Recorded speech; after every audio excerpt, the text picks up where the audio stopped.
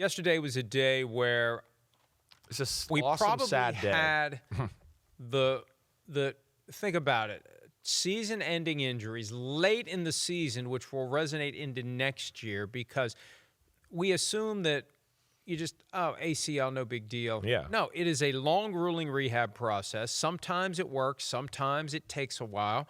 Often it takes a full year before you're back to normal. And I think the more you rely upon putting stress on that knee with change of direction, acceleration, the more careful you have to be in that process before you really unleash your full skill set. Micah Parsons is going to have that issue. Patrick Mahomes 100%. is going to have that issue. 100%. Two of the biggest stars in the NFL on the same day, torn ACLs in mid-December, which will put a cloud over them and their teams for 2026. And it's going to be something we're going to be talking about all offseason as we get updates on the status. He had the existing left knee injury. He wasn't on the injury report for week 15. He was for week 14, but they said during the broadcast yesterday he's far from healthy. So that left knee was already damaged, may have already had some ACL damage. Yeah, right. It was kind of or just weakness all around the joint. That's what happens. Hyperextension. Right. It didn't look like the Parsons ACL. Like the Parsons is the classic non-contact you ACL. See it collapse inside. I was holding out hope that maybe it wasn't an ACL. Right.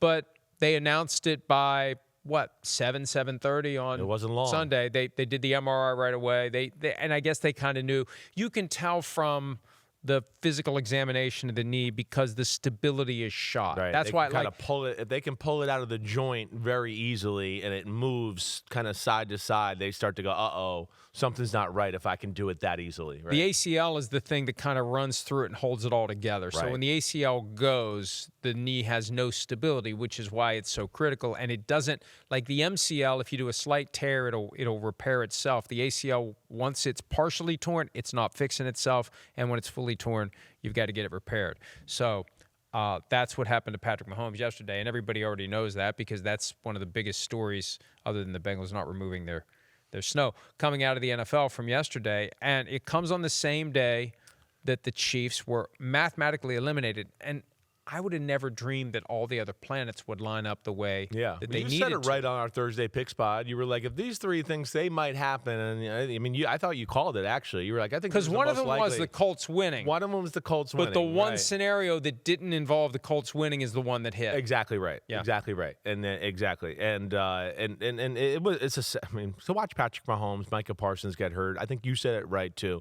I mean, I don't have any doubt that they'll be able to play week 1 next year, but will they be the same? Can Micah Parsons just go right around the edge with 300-pounders pushing on him and turn the corner at the same capacity he just was doing before the injury? No, it's going to take time to get that. You said it last night. Yeah, Mahomes will be back, but him dancing around and running around and making all these moves in the pocket, they're not going to be up to Mahomes' level until maybe halfway through the year, maybe to the later part of the year. It's going to take a while, and he's going to have to find a new way to play there that way. So that's what stinks. We're going to see less than 100% Patrick Mahomes. One, he's a legend of the sport. You never want to see that. That took air out of the football game for sure. But the air already felt like it was out of the Chiefs anyways, even on that drive. I mean, we kind of felt like, oh, wait, here's the Chiefs' opportunity. Let's see what's going to happen. Are they going to tie the game up at 16? And when Mahomes threw the interception to Deion Henley down the right sideline when they were in field goal range to tie the football game, you just kind of went, man, he doesn't make mistakes like that in field goal range. The tie was there. This is just the kind of year it was. I mean, Kansas City controlled the early part of the football game, but as we saw, I mean, the offense just can't continue to drive the ball. They can't run the ball. Nobody can throw the ball on the Chargers if you're just going to throw the ball. You've been hearing me say that since week 3, right? The Chargers' pass defense is incredible. And when you just have to throw the ball, I don't give a damn who you are. Mahomes, Superman, Elway, Marino, Brady, you're not going to be able to do that when it's that one-dimensional. So they ran into that issue, and then as we've seen all year, the Chiefs' defense is good, but it's not the Chiefs' defenses we've known of years past.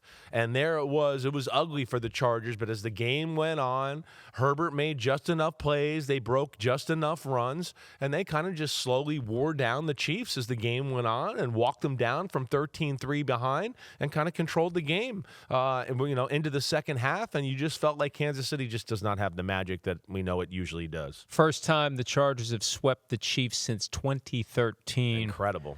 10 straight playoff appearances. That's over for the Kansas City Chiefs. Their floor under Patrick Mahomes had been losing in overtime of the AFC Championship. 7 seasons, that's the worst they had done. Now, no playoffs. It's amazing to see it, and it really does raise some questions about where this team goes from here. Hi, it's Mike Florio. Thanks for watching PFT on YouTube. Hit subscribe for the latest news and analysis from Pro Football Talk.